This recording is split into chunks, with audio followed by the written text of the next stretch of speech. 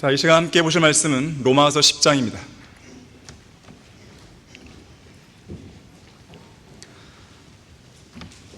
로마서 10장 11절에서 17절까지 말씀을 보도록 하겠습니다.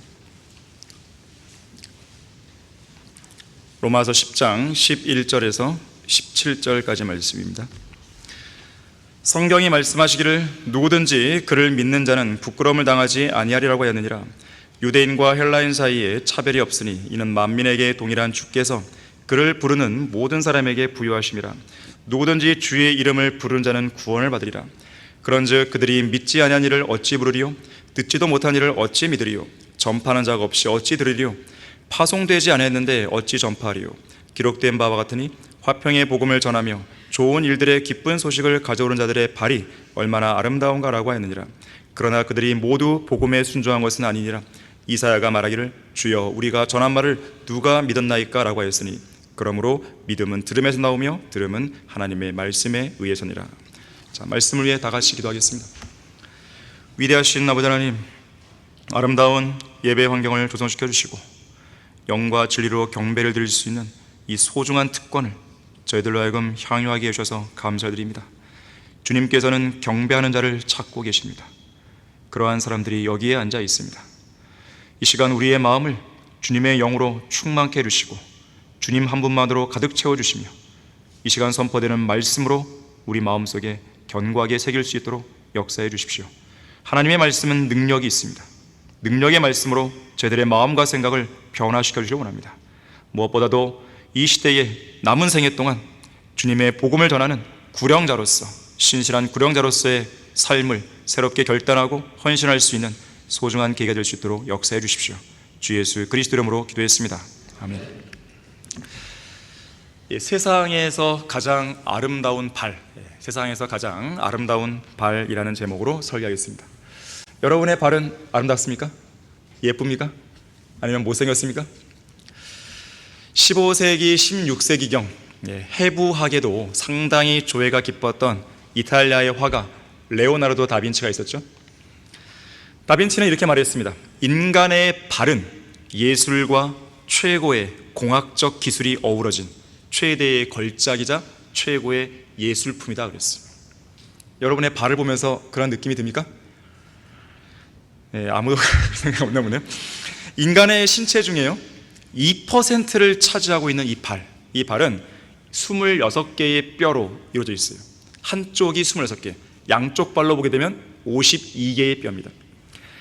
이것은 전체 206개의 뼈 중에서 4분의 1에 해당합니다. 상당히 많은 뼈가 두 발에 집중되어 있죠. 또한 19개의 근육과 힘줄, 33개의 관절과 107개의 인대로 얽혀 있습니다. 특히 발꿈치 아래 아킬레스건이 있죠. 이 아킬레스건은 우리 몸에서 가장 크고 가장 힘이 센 힘줄이라고 그래요. 자, 이처럼 발에는 인대와 관절과 힘줄이 가장 많이 밀집되어 있는데 이러한 발의 구조는 우리의 발의 동작이나 비틀림 이런 것을 잘 견디게 해줍니다. 걸어가는 동안 충격을 흡수해주고 있고 또 앞으로 전진하게 만들어주는 효과적인 추진력도 만들어줍니다. 이렇게 발에 놀라운 비밀이 담겨있다니. 이 걸을 때마다요 체중의 1.5배에 해당하는 하중이 발에 가해지고 있고 평균 하루에 5,000에서 8,000번의 걸음을 내딛습니다. 여러분 많이 걷고 있습니까? 교통수단이 발달한 이 현대사회에서는 그 정도도 못 걷습니다. 그래서 발의 근력이 현저하게 줄어든 사람들이 오늘날은 부지기수예요. 많이 걸으셔야 됩니다.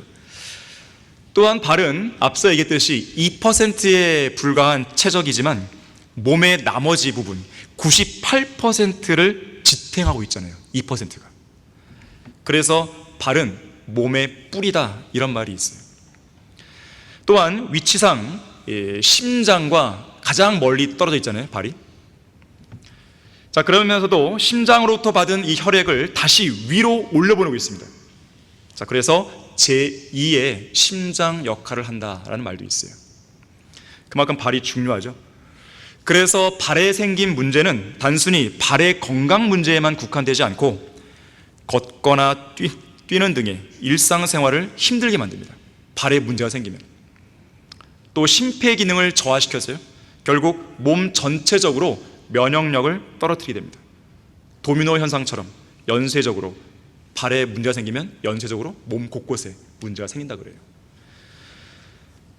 흔히들 아름다운 발 그러면 대부분의 사람들은 오랜 시간 피땀 흘려 정상에 도달한 운동선수들을 자주 회자하죠. 피겨 스케이팅 선수 김연아라든지, 스피드 스케이팅 선수 이상화라든지, 체조 선수 손현재라든지, 축구 선수 박지성이라든지, 그리고 발레리나 강수진 등을 이야기하면서 가장 아름다운 발이다, 그렇게 얘기해요. 테니스 선수도 마찬가지인데요. 이 테니스 선수 중에 이 정현이라는 선수가 있는데 2018년 호주 오픈 준결승에서 이 발바닥 물집이 너무 심해서요, 기권할 수밖에 없었습니다. 당시에 그의 발바닥 상태가 어땠냐면 이 빨간 생살이 그대로 드러날 만큼 매우 참담했다 그래요. 물집이 생겼으면 또 그 밑에 또 물집이 생기고, 또 그 밑에 또 물집이 생겨갖고요, 세 겹의 물집이 생긴 거예요. 결국 세 겹으로 부르튼 그 물집이 생사를 파냈다 그래요. 도저히 못 견딘 거죠. 자, 그도 그럴 것이요, 테니스 경기가 상당히 격렬합니다. 이 단식 경기의 그 코트의 좌우 폭을 보게 되면 약 8m거든요. 근데 이 8m를 이쪽 끝에서 저쪽 끝까지 순간 어떤 방향 전환을 통해서요, 여러 번 왔다 갔다 합니다. 격렬하게. 순간으로 멈췄다가 다시 또 방향 전환하고. 그럼 발에 무리가 상당히 가해지겠죠. 물집이 뭐 한 번, 두 번 생기는 게 아니에요. 계속 생기는 것입니다. 그래서 테니스 경기를 보통 팔로 하는 경기가 아니라 발로 하는 경기다, 그런 말도 하게 됩니다. 축구선수 박지성의 발을 보게 되면 울퉁불퉁 뒤틀려 있습니다. 특히나 이 스파이크 운동화에 찍힌 그 발등의 흉터가 철조망처럼 길게 이어더래요. 특히 발레리나 강수진의 발은요, 피멍과 상처 범벅입니다. 10발가락 마디마디 뼈가 튀어나와 있고요, 발가락들은 일그러져 있고 발톱은 아예 뭉개져 버렸어요. 발레 신발이 하루에 서너 켤레입니다. 하루에 한 켤레가 아니라 서너 켤레가 헤어지도록 15시간씩 연습한 발의 모습이 그랬어요. 누군가가 잘 말했듯이 우아한 이 발레리나, 우아한 백조의 토슈즈 안에, 이 발레리나들이 신는 신발을 토슈즈 그러거든요. 토슈즈 안에 무시무시한 발가락이 숨겨져 있다, 그런 말을 해요. 겉으로는 되게 화려하잖아요. 근데 그 발은 엉망진창이에요, 정말로. 이 강수진은 그녀의 자서전에서 이렇게 말했습니다. 그대가 편안하게 길을 걸으며 풍경을 감상할 때 나는 발가락으로 온몸을 지탱하면서 목숨을 걸고 전쟁처럼 하루를 보냈다. 발레를 하기 위해 태어난 몸은 없다. 나는 경쟁하지 않았다.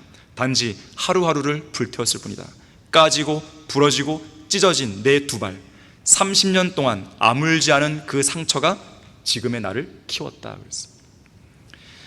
한국일보에서 30년간 일을 했던 한 기자가 이 발을 소재로 해서요, 이렇게 칼럼을 썼습니다. 어찌 보면 신체 부위 중 가장 솔직한 놈이 발인 것 같다. 발은 거짓말을 안 한다. 할 수가 없다. 손도 고생하지만 발만큼 혹사당하지는 않는다. 오늘 나의 발을 무심히 내려다본다. 나를 이 자리에 이만큼 데려온 묵묵한 발이다. 육신의 가장 낮은 곳에서 온몸의 무게를 받아내고 날 강건하게 해주는 255mm의 길이의 두 발이다 그랬어요. 자, 하지만 아무리 세상에서 가장 아름답게 보이고 가장 애써 수고한 발이라 할지라도 하나님께서 특별히 아름답게 여기시고 그 수고에 대해 보상하시는 발이 따로 있습니다. 바로 오늘 본문에 나오는 그 발이죠.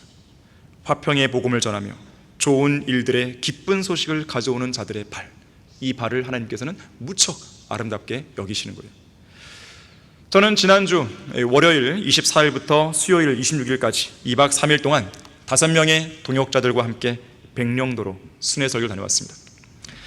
이번 순회설교에서는 기존 방식과 다르게 두 발로 직접 걸으면서 골목 사이사이로 들어가 집집마다 문을 두드리며 복음을 전파했습니다.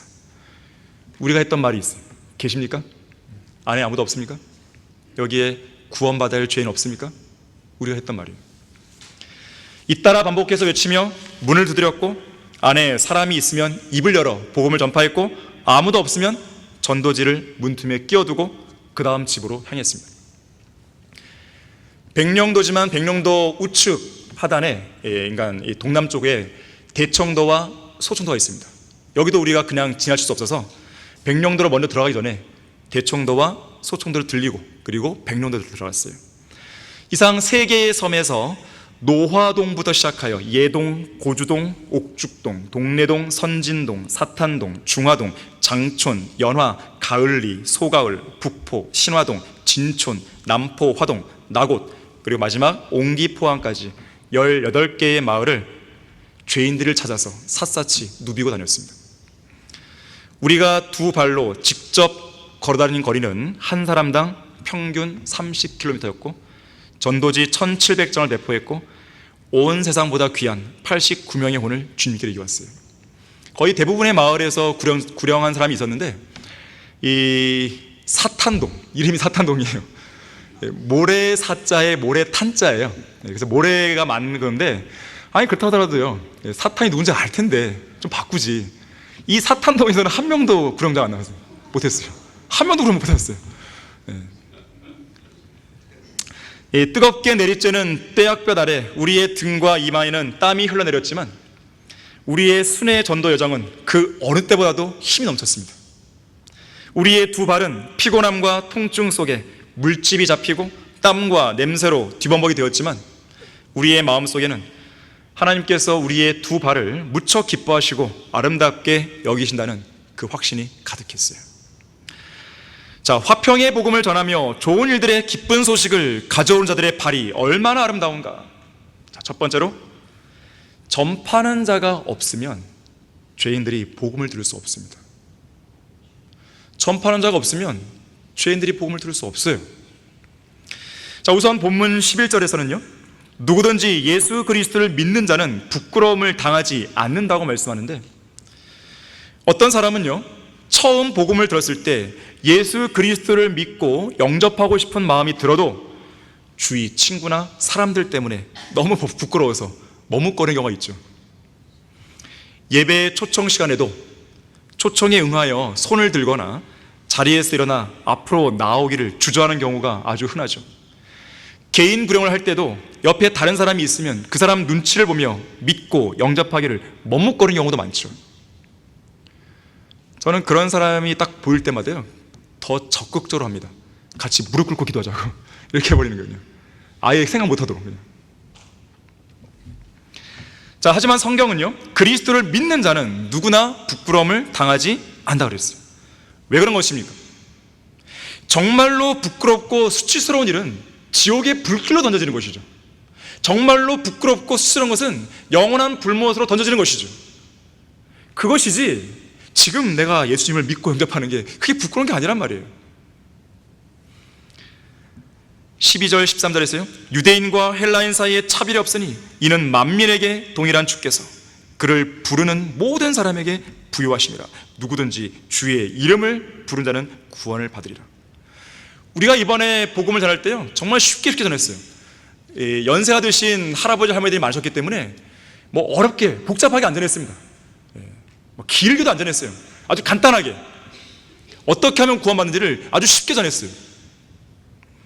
주의 이름을 부르면 구원받는 거예요. 어려운 게 아니잖아요. 물론 그냥 한 번 불러본다고 해서 구원받는 게 아니죠. 왜 주의 이름을 부를 수 있습니까? 믿기 때문에 부르는 것입니다. 자, 11절에서 보듯이 믿기 때문에 주의 이름을 부르는 거예요. 이어지는 14절도 믿지 아니한 이를 어찌 부르려 묻고 있어요. 믿으니까 부르는 거죠. 자, 부를 수 있기 위해서는 먼저 믿어야 됩니다. 믿지 않는 상황에서는 주님이라고 부를 수 없어요. 설령 어떤 사람이 하나님이라고 그분을 부른다 하더라도 그건 거짓말이 되는 거예요. 믿지 않는 상황에서 부르게 됩니다. 자, 그런가 하면 14절 후반부에서는 듣지도 못한 일을 어찌 믿으려고 그러고 있어요. 자, 믿으려면 들어야 됩니다. 듣지 않았는데 어떻게 믿어요? 듣지 못하면 알 수도 없고 알지 못한 상태는 믿을 수 없습니다. 그리고 전파하는 자가 없이 어찌 들으리요? 누군가가 들으려면 전파하는 사람이 있어야죠. 복음 전파자, 해외 선교사가 필요한 이유가 바로 여기에 있습니다. 그리고 15절에서는 파송되지 아니하였는데 어찌 전파하리요? 자, 전파하는 자가 있다는 것은 보냄을 받은 자가 있다는 뜻이죠. 하나님께서 보내시는 겁니다.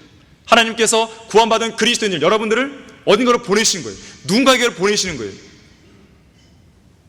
자, 그래서 복음 전파에 있어서 가장 중요한 것은 실제로 복음을 전파하는 사람이 있는가 없는가, 이것이 가장 중요한 부분이에요. 세상의 제도권 교회의 목사나 교인들은 우리 성경침례교회가 도심지 거리나 터미널, 공원 등지에서 소리 높여 설교하고 개인적으로 다가가 성경을 펼쳐서 구령하는 이러한 성경적인 복음 전파 방식을 비난하죠. 왜 굳이 그렇게 하냐고, 굳이 그렇게까지 해야 하냐고 따져 묻죠. 그러면서 그들은 말합니다. 사랑으로 죄인들을 변화시켜야 된다. 경건하고 거룩한 삶을 살고 세상과 사회를 위해 열심히 봉사하고 헌신하다 보면 그것을 지켜본 사람들이 자연스럽게 교회를 찾아올 것이고 결국 언젠가는 그들도 예수님을 믿게 될 거라고 말하는 거예요. 그래서 교회들이 다 망해버린 겁니다. 자, 그러한 것은요, 불경건하고 타락한 교인들이 즐겨하는 거짓말에 불과합니다. 복음을 전할 용기나 배짱이 없는 비겁한 그리스도인들의 비굴한 변명일 뿐이에요. 오늘날 대부분의 교회들과 교인들이 구원받지 않은 가족들이나 친척들, 친구들, 직장 동료, 또래 집단 구성원들과의 서먹서먹하고 불편한 관계를 갖지 않기 위해서, 원만한 관계를 유지하기 위해서 계속해서 입을 다물고 있죠. 복음을 안 전하는 거예요. 예수 그리스도에 대해서 이야기하는 순간 상대방과 좀 소원해져 버리는 거예요. 싫어하는 거예요. 상대방이 꺼려하는 거죠. 자, 그게 싫으니까 입을 안 엽니다. 다물어버려요. 하지만 거리 설교와 개인 구령만큼 복음을 확실하게, 복음을 분명하게, 복음을 효과적으로 전파할 수 있는 방법은 없습니다. 입을 열어야 되는 것이에요. 죄인들에게 가서 여러분들의 입을 열어서 그리스도의 복음을 말을 해야 되는 것이죠. R.A. 토레이 목사는 말했습니다. 이 세상은 개인 구령을 통해서 더 빠르고 더 완전하게 복음이 전파된다 그랬어요. 개인 구령을 통해서요. 여러분 한 사람 한 사람의 손에 들린 성경, 전도지, 이걸 통해서 복음이 전파되는 거예요. 성경을 펼쳐서 복음을 이야기하고 전도지를 전해주면서 예수 그리스도를 믿으라고 할 때 복음은 전파되는 거예요. 제가 작년에요, 자동차를 타고 주요 도시를 순회 설교하면서 느낀 점 중 하나가 이것이었어요. 차를 타고 가다 보면 밭에서 일하시는 할머니, 할아버지가 보이는 거예요. 자, 그분들은 그리스도의 복음을 성경적으로 제대로 들을 수 있는 기회가 좀처럼 없다는 사실을 느꼈습니다. 도심지나 시내, 역전, 터미널, 공원 등지에서는 거리 설교와 개인 구령을 통해 복음을 들을 수 있는 기회가 그나마 반복적으로, 지속적으로 제공되고 있지만 우리나라 소위 오지라 불릴 수 있는 그런 지역들, 섬마을, 농촌, 어촌, 산골 마을 등지에서는 바르게 보존된 한글 킹제임스 성경은 말할 것도 없고 복음을 듣고 믿을 수 있는 그런 기회, 진리의 지식을 듣고 배울 수 있는 그런 기회가 거의 없는 거예요. 저는 일찍이 우리나라 5천만 국민들 가운데 복음을 듣지 못한 사람이 단 한 사람도 없게 해달라는 그 기도를 시작한 이상 물불 가리지 않고 저의 이 몸을 복음을 전파하는 도구로 주님께 온전히 드리겠다고 이미 결심을 했습니다. 그리고 그 결심에 따라서 올해에는 집집마다 방문하는 이 백령도 순회 설교를 계획하게 된 것이에요. 그래서 좀 사전적인 의미에서 우리가 강화도, 교동도에서요, 연수원이 없는 날 우리가 가서 복음을 전해봤잖아요. 그런 감을 딱 생기니까요, 어떻게 하겠다 딱 답이 나오더라고요. 하나님의 일에는 우연이 없습니다. 모든 것이 하나님의 순리의 사유 속에서, 하나님의 계획 속에서 움직여지는 거예요. 이번에 우리가 구령했던 89명의 혼들은요, 우리가 하나님께서 파송하신 복음 전파자로서 우리의 입을 열어 복음을 전파하지 않았다면 이 89명의 혼들은 언제 죽어서 언제 지옥으로 떨어질지 몰랐던 그런 혼들이었습니다. 위험천만한 삶을 살아가는 혼들이었죠. 그중 한 분은 89세의 할아버지였는데요, 제가 그 집을 방문했을 때 할아버지는 마당 한쪽에 세워놓은 1톤 트럭 위에서 작은 통에 물을 담아 커다란 물통으로 옮기고 있었습니다. 89세라 보기는 어려울 만큼 정말 되게 건장하셨어요. 아주 정정하셨던 것이죠. 이분은 어린 시절 6.25 때 부모님을 따라 북한에서 넘어와 지금까지 백령도에서 살아온 분이었습니다. 백령도에는 이런 분들이 대부분이에요. 실향민들, 1.4 후대 때 내려오신 분들이 많습니다. 복음을 전파하자 할아버지는 진작이 들었습니다. 하지만 믿고 영접 기도를 하자고 초청할 때는 머뭇거렸어요. 큰 물통에 물을 계속 담아야 하는 핑계를 대게 되었습니다. 무언가 할아버지의 마음을 열 수 있는 지혜가 필요했어요. 그래서 물통에 물을 담는 일을 제가 도와주겠다고 그랬어요. 그랬더니 할아버지의 마음이 그 순간 열렸는지 할아버지는 이제 마지막 한 통만 옮겨 담으면 된다고 그 말씀하셨어요. 그러면서 자연스럽게 영접 기도할 수 있는 기회가 딱 주어졌습니다.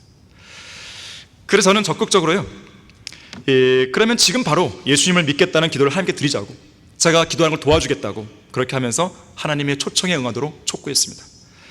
그래서 할아버지는 트럭 위에서, 저는 트럭 아래에서 서로 두 손을 딱 맞잡고 하나님께 기도했어요.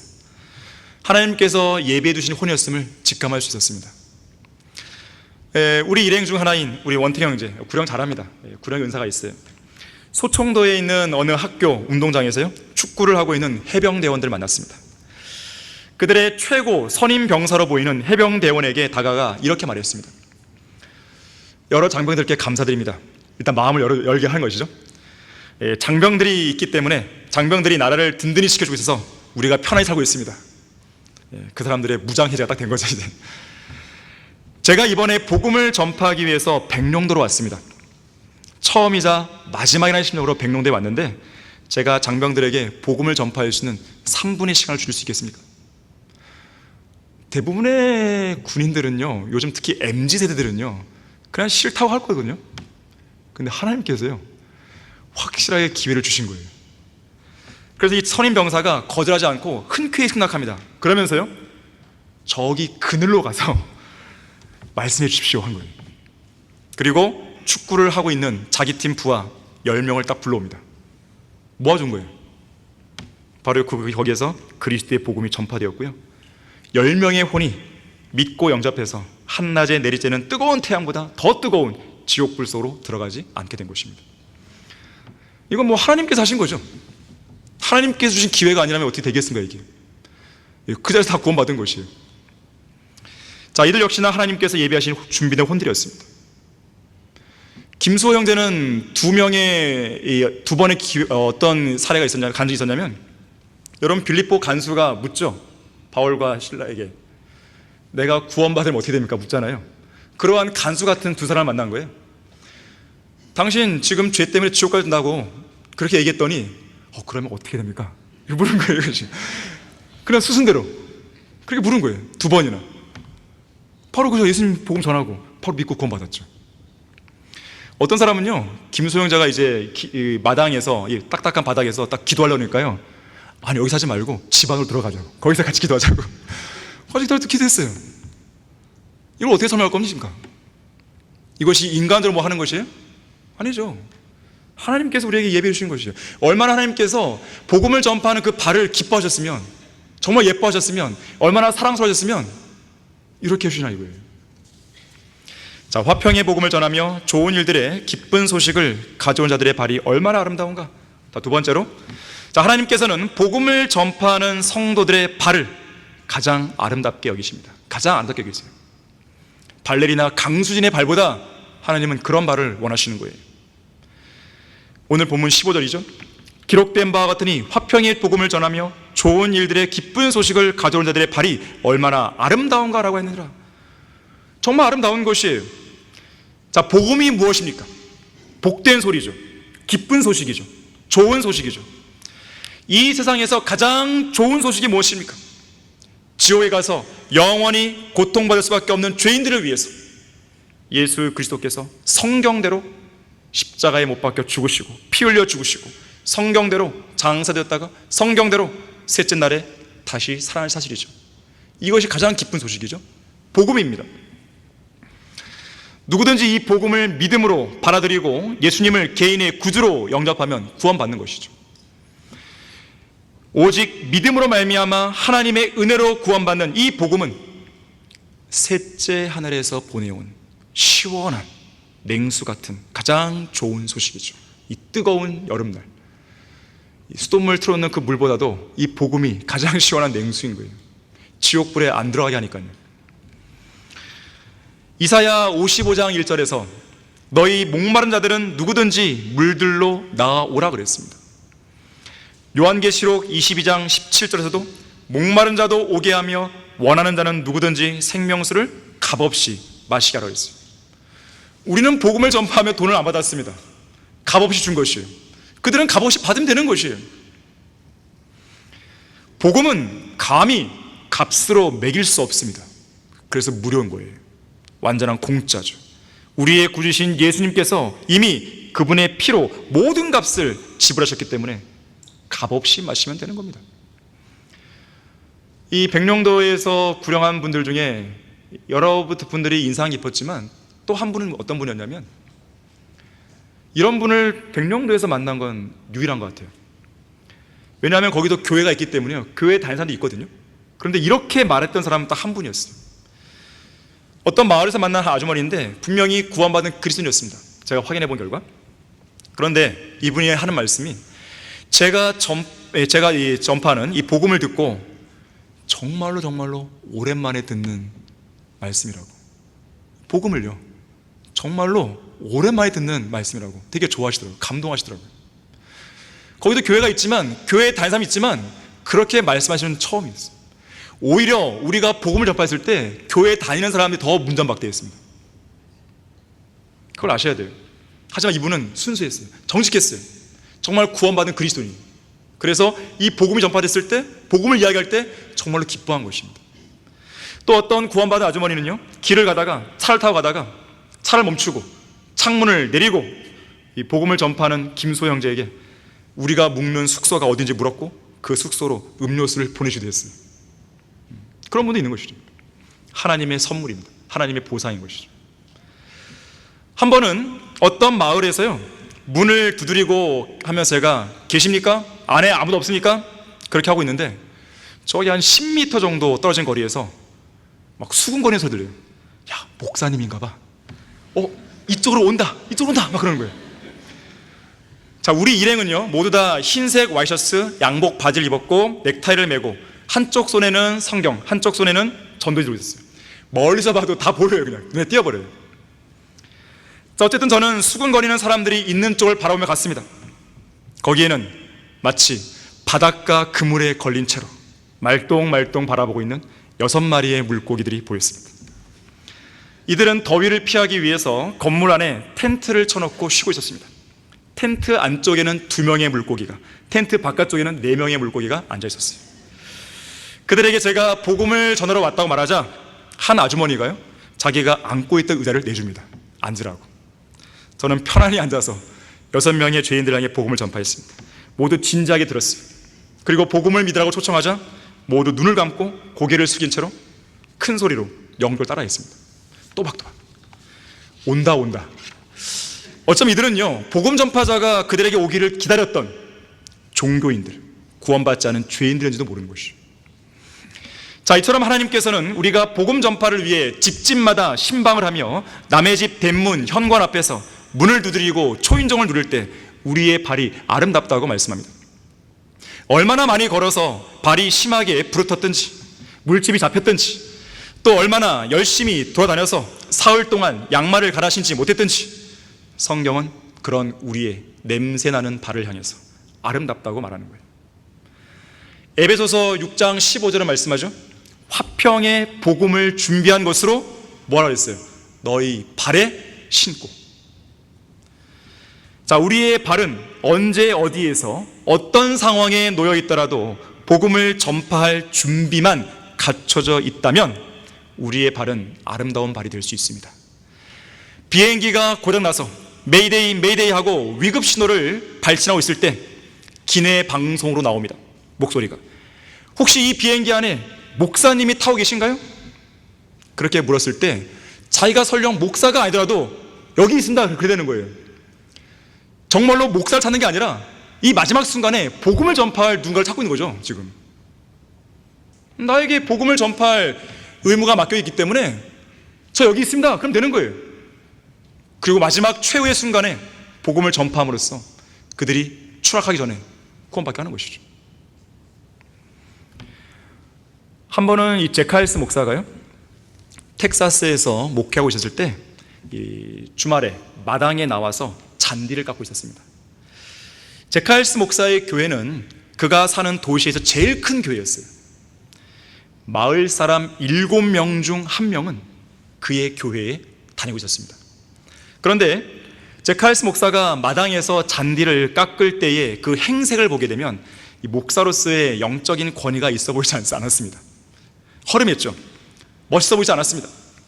어깨와 팔 밑에 구멍이 난 티셔츠를 입고 있었고, 구멍 뚫린 낡은 테니스 활을 신었고, 무릎에는 천으로 기운 바지를 입고 있었고, 낚시할 때 사용하는 모자도 쓰고 있었습니다. 그의 행색은 비참했고 매우 허름했다 그래요. 그때 아내가 마당에 나와서 부탁합니다. 여보, 이웃집에 가서 설탕 좀 얻어다 줄래요? 그는 좋아, 그렇게 하자고 말했습니다. 그래서 컵을 들고 테니스화를 신고 구멍난 바지와 티셔츠를 입고 낚시할 때 쓰는 모자를 쓴 채 아무 생각 없이 이웃집에 갔습니다.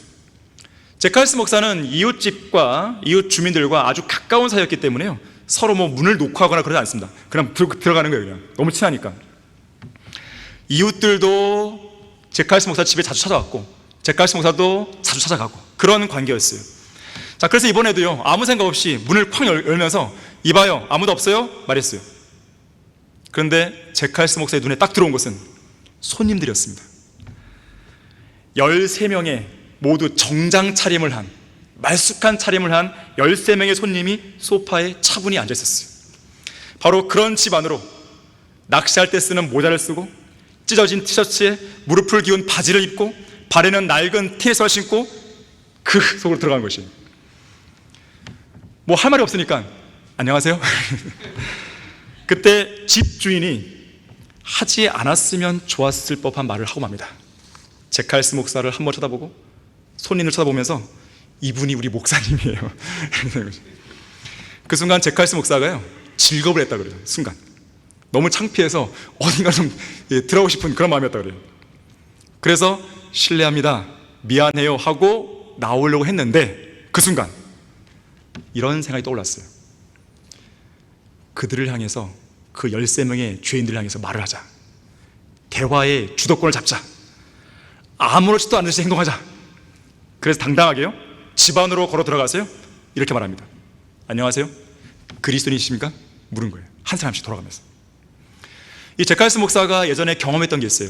이 병원에 간다든지 혹은 자신이 필요 없다고 느껴지는 어떤 장소에 가게 되면 그 사람들의 분위기에 위축되면 안 되잖아요.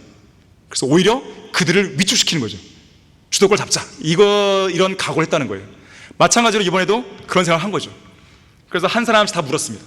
안녕하세요 인사하면서 당신은 그리스도입니까? 구원 받았습니까? 마지막에 인사를 건넨 젊은이가요, 아니요, 저는 그리스도인이 아닙니다. 하지만 그리스도인이 되고 싶다는 생각은 해왔습니다. 이런 거예요. 저로의 기회죠.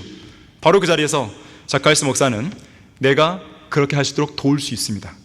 그리고 복음을 전파했고 그 사람은 회심했다 그래요. 자, 어디서도 복음을 전파할 수 있는 준비를 하고 있어야 되는 것이죠.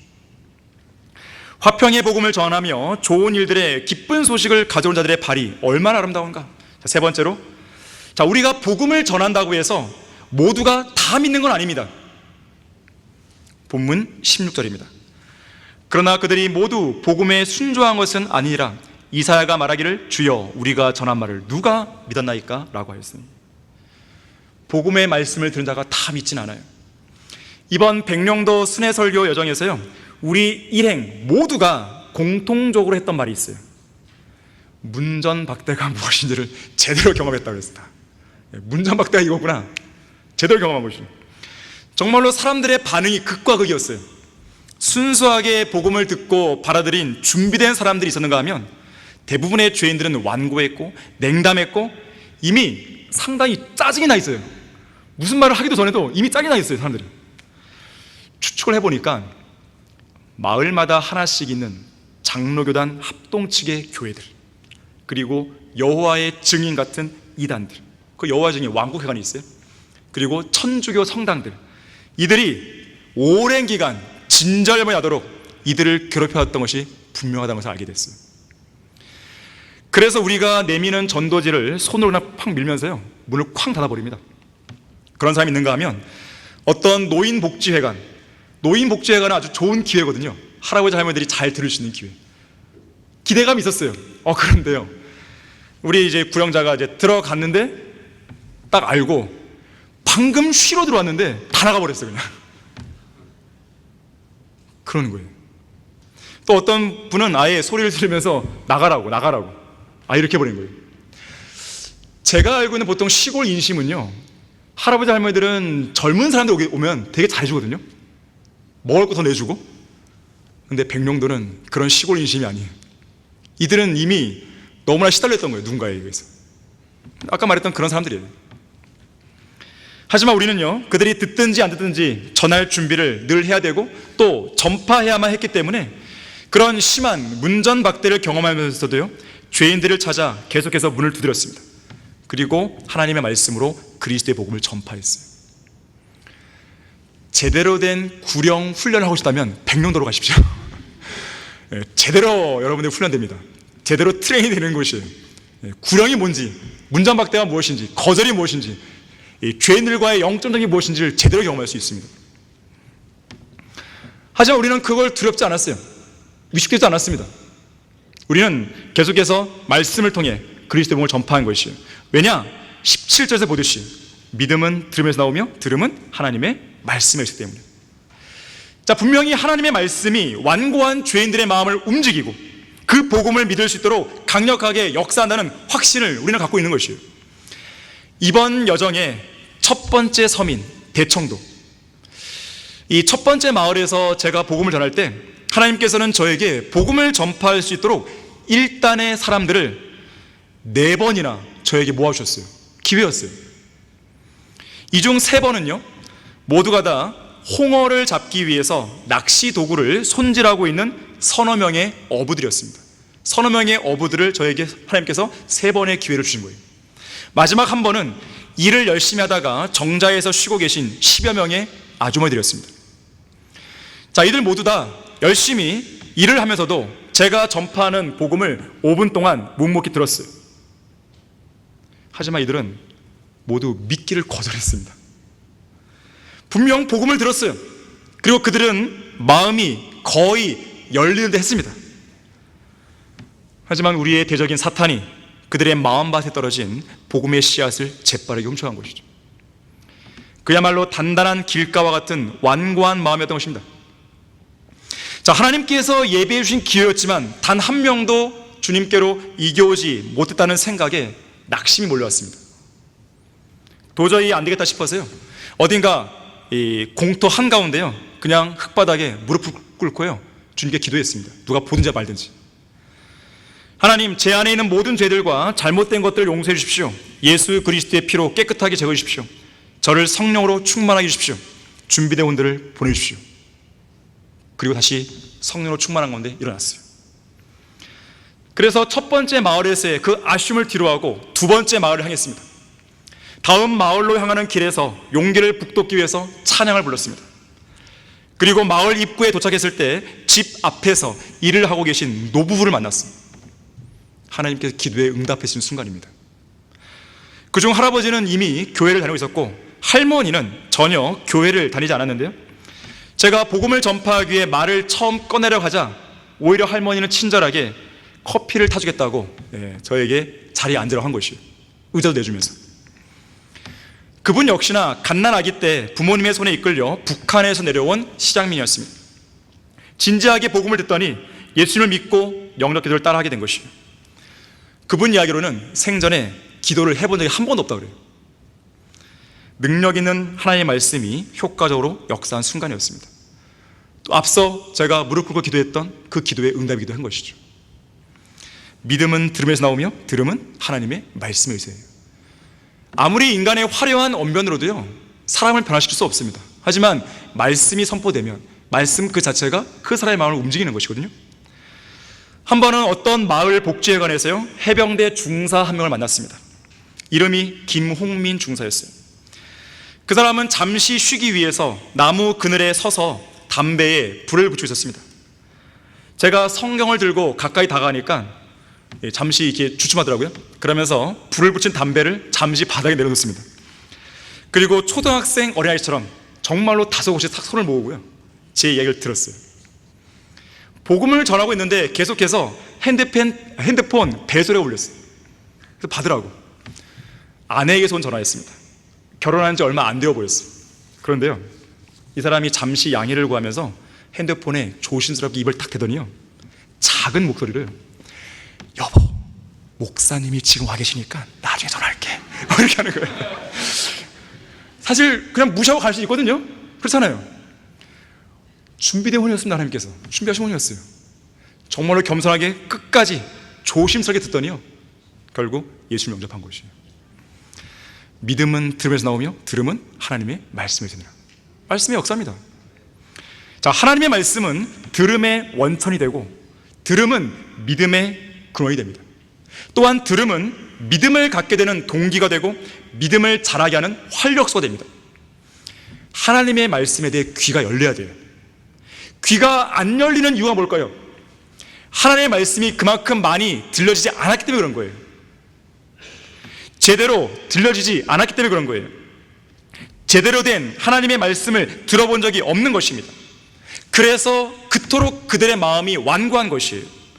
지옥에 대한 경고를, 하나님의 심판에 대한 두려움을 제대로 들어본 적도 없고 하나님의 말씀을 통해 그들의 양심이 강력하게 찔림을 관통된 적이 없기 때문에 그들이 완고하게 거부를 하는 것입니다. 두 번째 날 오후 6시 30분에 백령시장에서 거리 설교를 했어요. 마땅한 장소가 없어서요 아직은 장사를 시작하지 않고 있는 술집 문 앞에서 설교를 시작했습니다. 보통 술집은 저녁에 여니까요. 20분간 설교를 하고 제가 설교를 끝낼 무렵에 술집 주인으로 보이는 여자가 문을 열고 나오더니 인상을 쓰면서 어딘가로 전화를 겁니다. 아니 이제 곧 있으면 아가씨들이 가게 와서 장사해야 되는데 여기 문 앞에 어떤 사람이 설교하고 있어요. 이런 서로 통하는 거예요. 뭔가 하소연을 하는 것이죠. 그러면서 전화를 거는 내내 계속해서 눈을 크게 뜨고 부라리며 저를 날카롭게 쳐다봤습니다. 서로 똑같이 눈을 부라리면서 쳐다봤어요. 그래서 말했습니다. 술집이 당신을 망치는 거라고, 술집이 당신을 지옥으로 보내는 거라고, 예수님 안 믿으면 지옥 간다고 제가 그렇게 얘기했어요. 아마도 이런 얘기를 처음 들었을 거예요. 처음 들었을 것입니다. 하지만 그녀는 역시 완고했죠. 하지만 저는 확신하는 거예요. 계속해서 이런 식으로 하나님의 말씀이 들려지고 그녀의 귀에도, 술집 여자, 그 여자의 귀에도, 그 주인에게도, 또 백령도의 그 완고한 사람들 그 마음에 계속 들려지게 되면 하나님의 말씀이 역사하는 거죠. 계속. 그래서 우리의 뒤를 이어서 또다시 누군가가 그들에게 지속적으로 이렇게 복음의 씨앗을 뿌리면 문전박대를 하며 심하게 거절했던 주민들도 하나님의 말씀에 귀가 열려 복음을 믿고 구원받게 날이 온다는 것이죠. 감사한 것은요, 이번에 박청호 목사님이 갑자기 가셨잖아요. 원래 박청호 목사님은 이제 이 백령도를 가려고 했었어요. 하지만 여건이 안 됐습니다. 그래서 이번에 우리가 갈 때 기회가 온 거죠. 함께 갔어요. 그리고 돌아오는 길에 이렇게 말했습니다. 이후에는 우리가 책임지겠습니다. 이제 앞으로 백령도를 계속 갈 거예요. 이제 맞아요. 복음의 씨앗이 계속 들려지면, 말씀이 그들의 귀에 들려지면 열리는 것이에요. 지옥에 대해 이야기하는데, 하나님의 심판에 대해 이야기하는데 두렵지 않겠습니까? 믿음은 들음에서 나오고 들음은 하나님의 말씀에서 오는 것이죠. 결론적으로요, 러크만 목사님은 어떤 글에서 이렇게 썼습니다. 잘 들어보세요. 감동과 모험이 있는 흥미진진한 인생을 원한다면 지금 바로 예수 그리스도를 증거하면서 살라고 그랬어요. 제가 지금 흥미진진하지 않나요, 지금 제가? 저는 지금 너무 기뻐갖고요, 지금요. 여러분이 말씀하는 거예요. 지난 3일 동안 이거 빨리 말씀하고 싶어갖고, 말씀하고 싶어서 계속 막 흥분했었던 것이에요. 그러면서 이렇게 말합니다. 복음 전파를 계속하고 중단하지 말라. 복음을 전파하는 곳에는 항상 영화처럼 액션이 따르고 그런 인생은 절대로 지루하지 않다. 1950년대 어느 해인가 나는 시속 80km로 달리는 자동차 안에서 스피커로 복음을 전한 적이 있었다. 한 번은 자정 무렵에 이동하고 있었는데 어떤 차 한 대가 우리를 앞질러 가더니만 계속 비슷한 속도로 우리 앞에서 운행하는 것이었다. 그래서 나는 찬송가 레코드를 틀고 난 후 스피커로 큰 백보자 심판을 주제로 설교했다. 그런 다음 예수님 우리를 부르는 소리라는 곡을 초청 찬송으로 틀었고, 지금 바로 예수 그리스도를 구주로 영접하기 원하면 비상등을 누르세요 라고 말했다. 하지만 아무런 반응이 없었다. 이후 그 차는 샛길로 빠져나가는 바람에 더 이상 볼 수 없었다. 그러다가 새벽 3시쯤에 앞서 보았던 그 차를 다시 만났는데 나는 이번에 용서받을 수 없는 죄에 대해 설교하면서 똑같이 초청했다. 5초 정도 정적이 흐른 후 그 차는 비상등을 3번 깜빡였고 이후 다시 자기 길로 갔다. 나는 하늘나라에서 그 사람을 보게 될 것이라고 믿는다. 왜냐하면 내가 올바르게 복음을 전했고 또 그 사람은 내 제안에 동의해서 올바르게 반응했기 때문이다 그랬어요. 이번에도 백령대 어떠한 집에서는요, 너무 이 집이 정말 무너질 듯한 그런 집이었고 딱 들어가니까요 어떤 할머니만 누워 계시는데 이 허리를 다친 거예요. 아마 아들이 이렇게 보살피고 있는 것 같은데 집안 냄새가 좀 이게 나더라고요. 복음을 전했습니다. 근데 계속 이분은 계속 연신 아프다 그래요. 아프다고. 그런 아픈 분에게 영접기도를 다 따라가게 할 수 없잖아요. 그래서 제가 제안을 했죠. 제가 영접기도 할 텐데 만약에 할머니께서 어머니께서 이 부분에서 믿겠다고 한다면 마지막에라도 아멘 하세요 라고 했어요. 마지막에 아멘 크게 하시는 거예요. 구원받은 것이죠. 이번 여정 중 어느 마을에 노인 복지회관 들어갔는데요, 딱 들어갔을 때 그 입구를 커다란 개 한 마리가 가로막고 있었습니다. 언제가 제가 얘기했지만 군대에서 별 유쾌하지 않은 경험이 있기 때문에 저는 개가 싫어요. 근데 이 개가요 계속 막 짖는 거예요, 크게. 근데 이 복지회관 안에 분명히 할머니들의 목소리 들립니다. 이 안에서 들려오는 할머니 죄인들의 소리가 들리는데 들어가지 않을 수 없었어요. 그래서 지혜가 필요했습니다. 언제가 제가 이 곰 아시죠? 이 곰이 자기들보다 덩치가 큰 짐승을 무서워한다는 걸 제가 알았어요. 그래서 몸집을 크게 하면 곰이 도망가잖아요. 그 생각이 나갔고요, 그 큰 게 앞에서 제가 몸집을 크게 했어요. 그랬더니 언제 크게 지어놨듯이 깨갱하면서요 눈을 아래로 깔고 자기 개심을 딱 들어가는 거예요. 제가 당당히 그걸 뚫고 들어갔습니다. 들어가서 봤더니 10여 명의 할아버지 할머니 있었어요. 제가 서울에서 온 목사입니다 그러면서 복음을 전하려고 합니다. 그랬더니 진작에 들으시는 거예요. TV를 켜놓고 있었는데요, 할아버지 한 분은 그 TV를 껐습니다. 꺼주고 제가 복음을 잘 전할 수 있도록 도와줬어요. 자, 거기에서 영접기도를 했을 때에 제 귀에 확실하게 들리는 분이 3분이었습니다. 그래도 저는 이제 혹시나 해서 한 사람씩 붙들고 물었어요. 영접기도 했습니까? 기도했습니까? 역시나 3분이 확실하게 대답을 해요. 나머지 분도 그냥 형식상 고개를 끄덕였지만 제 마음에는 확신이 안 찼어요. 그래서 3분을 저는 하늘에서 볼 수 있을 거라고 저는 확신한 것이에요. 그리고 그렇게 구령하고 이제 나오는데 그 개가 또 나와 있더라고요. 근데 이번에는 짖지 않고 저를 피해서 다시 들어가더라고요. 제가 어떤 존재인지 알았던 거죠. 뭘 생각했냐면, 마귀가 이런 식으로도 공격하는구나, 내가 못 들어가게 방해를 하기 위해서 개도 쓰는구나, 이 생각을 했던 것이. 하지만 하나님의 사역에 있어서, 하나님의 역사에서는 그런 것은 아무런 문제가 되지 않는 것이죠. 자, 저는 누가 억만금을 준다 해도 이런 흥미진진한 경험과 절대 바꾸지 않을 것입니다. 살아계신 하나님의 살아있고 위대한 능력을 경험하고 싶습니까? 그렇다면 지금 당장 한쪽 손에는 성경을 들고 다른 한쪽 손에는 전도지를 들고 죄인들에게 다가가십시오. 용감하게 다가가서 그리스도의 복음을 담대하게 증거하시면 되는 것입니다. 그들이 듣든지 안 듣든지, 믿든지 안 믿든지, 그건 우리 소관이 아닙니다. 우리의 역할은 다가가서 복음을 전하는 것이에요. 잠언 25장 25절에서 먼 땅에서 오는 좋은 소식은 목마른 혼에게 냉수 같다 그랬습니다. 먼 땅, 어디입니까? 광활한 우주 저 너머, 저 멀리 하나님의 보좌가 있는 셋째 하늘이죠. 머나먼 셋째 하늘에서, 그 하늘나라에서 보내온 훌륭한 전문은 인류의 구속에 관한 좋은 소식입니다. 목마른 죄인들에게는 냉수 같은 소식인 것이죠. 또한 잠언 25장 13절에서는 신실한 사자는 그를 보낸 자들에게 마치 추수 때의 차가운 눈과 같아서 주인들의 혼을 시원하게 한다 그랬어요. 우리의 주인이신 하나님의 마음을 시원하게 해드리고 싶지 않습니까? 하나님을 기쁘고 즐겁게 해드리고 싶지 않습니까? 하나님께서는 그리스도의 복음을 전파하는 여러분의 발을 무척 기뻐하신다는 그 사실을 항상 잊지 않는 성도 되길 바라겠습니다. 자, 기도하겠습니다.